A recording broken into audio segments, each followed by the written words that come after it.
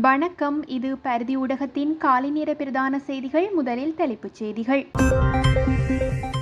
கருணாவுடன் கொழும்பு சென்ற நிலாவினி உட்பட 4 பெண்களுக்கு நடந்தது என்ன?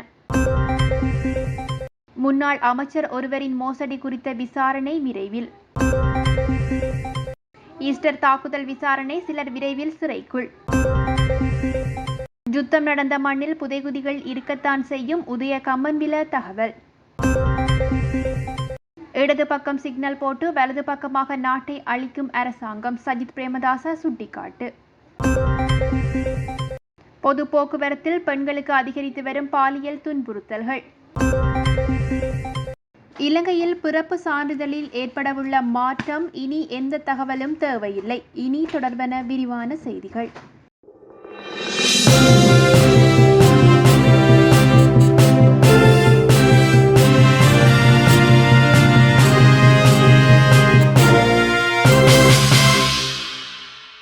கிழக்கு தமிழர் கூட்டமைப்பில் இருக்கின்ற பிள்ளையான் கருணா மற்றும் வியாழேந்திரன் போன்றவர்களே காலங்களில் கிழக்கு மாகாண மக்களின் உண்மையான தலைவர்களாக இருக்கப் போகிறார்கள் என்ற செய்தி கருணாவால் அண்மை காலமாக பேசப்படுகிறது.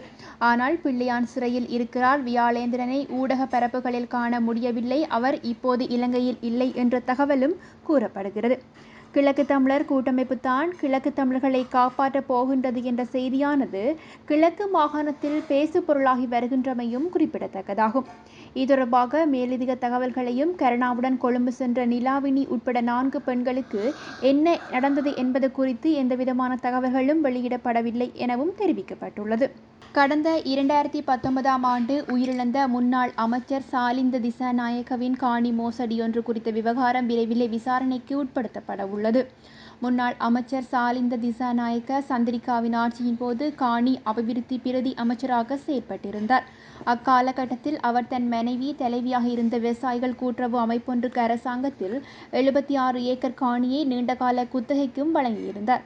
குறித்த காணி அரசாங்கத்தில் 5 கோடி ரூபாய் செலவிலே சீரமைக்கப்பட்டிருந்த நிலையிலேயே அவ்வாறு நீண்டகால குத்தகைக்கும் வழங்கப்பட்டிருந்தது.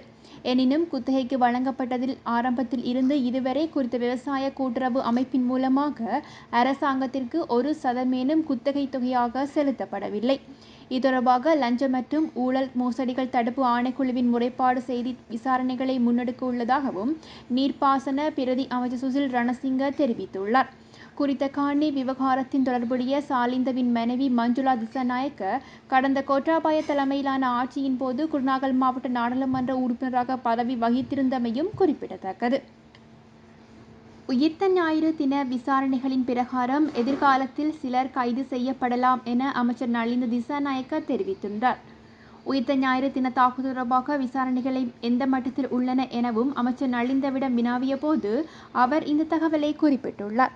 உயிர்த்த ஞாயிறு தின தாக்குதல் தொடர்பிலே அசாத் மௌலானா உட்பட தேவையான நபர்களை நாட்டுக்கு கொண்டு வருவதற்கு ராஜதந்திர நடவடிக்கைகள் முன்னெடுக்கப்பட்டு வருகின்றது எனவும் இந்த விடயத்தில் சந்தேகம் கொள்ள வேண்டிய அவசியமில்லை, இதுவரையில் வெளிவராத பல தகவல்கள் விசாரணைகளில் வெளிவந்த வண்ணம் உள்ளதாகவும் கூறப்பட்டுள்ளது. அவற்றின் ஒரு பகுதியே பொதுமக்கள் பாதுகாப்பு அமைச்சர் நாடாளுமன்றத்தில் பகிரங்கப்படுத்தினார் எனவும் விசாரணைகளின் பிரகாரம் எதிர்காலத்தில் சிலர் கைது செய்யப்படலாம் எனவும் கூறப்பட்டுள்ளது. விசாரணைகள் இன்னும் நிறைவு பெறவில்லை, அது விரைவுபடுத்தப்பட்டு நீதிமன்றம் ஊடாக உரிய நடவடிக்கை இடம்பெறும் எனவும் கூறப்பட்டுள்ளது. யுத்தம் நடந்த மண்ணில் எங்கு தோன்றினாலும் மனித புதைகுழிகள் தான் இருக்க செய்கின்றன எனவும் செம்மணி மனித புதைகுழியில் அகழ்வு பணி மேற்கொள்வது தேவையற்றது எனவும் பிவித்துருகல உரிமையின் தலைவர் உதய கம்மன்பில தெரிவித்துள்ளார். வடக்கு யுத்தம் நடந்த மண், இந்த மண்ணில் எங்கு தோன்றினாலும் மனித புதைகுழிகள் இருக்கத்தான் செய்யும், யுத்தத்தில் உயிரிழந்தவர்கள் பலரும் மண்ணுக்குள் தான் புதைக்கப்பட்டார்கள். எனவே இந்த புதைகுழிகள் யுத்தத்தின் பின்னர் வெளிக்கிளம்பும் போது பலரும் வெவ்வேறு விதமாக கருத்து வெளியிட்டு வருகிறார்கள் எனவும் கூறப்பட்டுள்ளது. செம்மணியில் தற்போது கண்டுபிடிக்கப்பட்ட மனித புதைகுழியில் பெருமளவு நிதிகளை வீண் விரயம் செய்கின்றது அரசு எனவும் இது தேவையற்றது, அந்த புதைகுழிக்குள்ளிருந்து எலும்புக்கூடுகள் மீட்கப்பட்டவர்கள் உண்மையில் எந்த இனத்தவர்களை சேர்ந்தவர்கள் என தெரியாது எனவும், ஏனெனில் யுத்தத்தில் 3 இனத்தவர்கள் உயிரிழந்தார்கள், எனவே செம்மணி மனித புதைகுழியை தோண்டுவது மீண்டும் இன வன்முறைக்கே வழிவகுக்கும் எனவும் உதய கம்மன்பில தெரிவித்துள்ளார். தற்போதைய அரசாங்கம் தேர்தல் மேடையில் இடது பக்கம் சிக்னல் போட்டு தற்போது வலது பக்கமாக சென்று கொண்டு நாட்டை அழிக்கும் செயற்பாடுகளை முன்னெடுத்து வருகின்றது என இலங்கை எதிர்க்கட்சித் தலைவர் சஜித் பிரேமதாச சுட்டிக்காட்டியுள்ளார். தபுதேகம பொருளாதார மத்திய நிலையத்தின் வர்த்தக சங்க உறுப்பினர்கள் மற்றும் விவசாயிகளுடன் நடைபெற்ற கலந்துரையாடலின் போதே அவர் இந்த கருத்தினை தெரிவித்துள்ளார். தற்போதைய அரசாங்கம் தேர்தல் மேடைகளில் இடது பக்கம் சிக்னல் போட்டு வலது பக்கமாக சென்று கொண்டிருக்கும் எத்தகைய கலந்துரையாடல்கள் நடத்தாது எனவும் பொருளாதார மத்திய நிலையங்களை தனியார் நிறுவனங்களுக்கு கையளிக்கும் திட்டங்களை முன்னெடுத்து வருகின்றது எனவும் கூறப்பட்டுள்ளது. இதில் கட்டமைப்புசார் மாற்றம் ஒன்றை மேற்கொள்வதாக இருந்தால் வெளிப்படையாகவும் பொறுப்புடனுடனும் நடந்து கொள்ள வேண்டுமென்றாலும் எந்த பேச்சுவார்த்தைகளும் இணக்கப்பாடுகளும் எட்டப்படாமல் அதனை முன்னெடுக்க விளைவதன் காரணமாக இந்த முயற்சிகள் பல சந்தேகம் எழுகின்றன எனவும் சஜித் பிரேமதாச தெரிவித்துள்ளார். இந்த விவகாரத்தை பாராளுமன்றத்தில் முன்வைத்து கேள்விதான் எழுப்புவேன் எனவும் அரசாங்கம் இந்த விடயத்தில் தன்னிச்சையாக செயற்பட முடியாது. அரசாங்கம் பாராளுமன்றத்தில் தன்னுடைய பேச்சு சுதந்திரத்தை பறித்தாலும் இந்த விடயத்தை தான் முன்வைப்பேன் எனவும் சுட்டிக்காட்டியுள்ளார். இலங்கையில் பொது போக்குவரத்தில் பெண்கள் எதிர்கொள்ளும் பாலியல் துன்புறுத்தல்கள் என்பது பொதுவான அனுபவமாக தற்சமயம் மாறியுள்ளது. இது பாதிக்கப்பட்டவர்களை முறைப்பாடளிக்க தயங்க வைக்கும் சூழ்நிலையும் உருவாக்கியுள்ளது என ஐக்கிய நாடுகள் ஜனநாயக நீதித்தொகையின் அதிகாரிகள் எச்சரிக்கை விடுத்துள்ளார்கள். இந்த நிதியத்தின் பாலினத்திற்கான தேசிய திட்ட ஆய்வாளர் பிமாலி அமரசேகர அண்மையில் தகவல் வெளியிட்டுள்ளார். முறைப்பாடுகள் மிகவும் குறைந்து வருகின்றன எனவும் 2023ஆம் ஆண்டில் சுமார் 300 சம்பவங்கள் மட்டுமே காவல்துறையினரால் தெரிவிக்கப்பட்டிருந்தன. அத்துடன் சிலர் இது குறித்து பேச தயங்குவதாகவும் தெரிவித்துள்ளார்.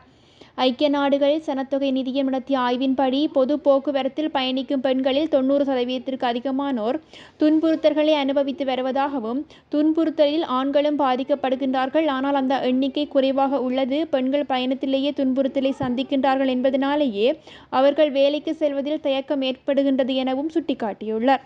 இந்த நிலையில் பொது போக்குவரத்தில் துஷ்பிரயோக துன்புறுத்தலை குறைக்க பாதிக்கப்பட்டவர்கள் சம்பந்தப்பட்ட அதிகாரிகளிடமிருந்து முறைப்பாடளிக்க வேண்டும் எனவும் பிமாலி அமரசேகர வலியுறுத்தியுள்ளார். பிறப்புச் சான்றிதழில் பெற்றோரின் திருமண பதிவு விவரத்தை சேர்ப்பதை தவிர்க்க நடவடிக்கை எடுக்கப்பட்டுள்ளதாக மகளிர் மற்றும் சிறுவர் விவகார அமைச்சர் சரோஜா சாவித்ரி போல்ராஜ் தெரிவித்துள்ளார். பிறந்து 2 நாட்களேயான சிசு ஒன்று வயல் ஒன்றிலிருந்து மீட்கப்பட்ட நிலையிலேயே இந்த தகவலை அமைச்சர் வெளியிட்டுள்ளார். தந்தையின் பெயர் இல்லையெனில் தாயின் குடும்ப பெயருடன் குழந்தையின் பதிவு செய்யப்படலாம் எனவும் குழந்தையின் பாதுகாப்புக்கு அரசாங்கம் முழுமையான ஆதரவை வழங்க தயாராக இருப்பதாகவும் போல்ராஜ் குறிப்பிட்டுள்ளார். கருக்கலைப்புக்கு சட்ட ஆதரவு இல்லை என்றும் மாணவிகள், சிறுவயது தாய்மார்கள், பெற்றோருக்கு சரியான விழிப்புணர்வும் பாதுகாப்பும் தரப்பட வேண்டும் எனவும் அமைச்சர் வலியுறுத்தியுள்ளார். பாலியல் கல்வி அவசியம் என கூறிய அவர் கல்வி அமைச்சுடன் இணைந்து இந்த நடவடிக்கை எடுக்கப்பட உள்ளதாகவும் குறிப்பிட்டுள்ளார்.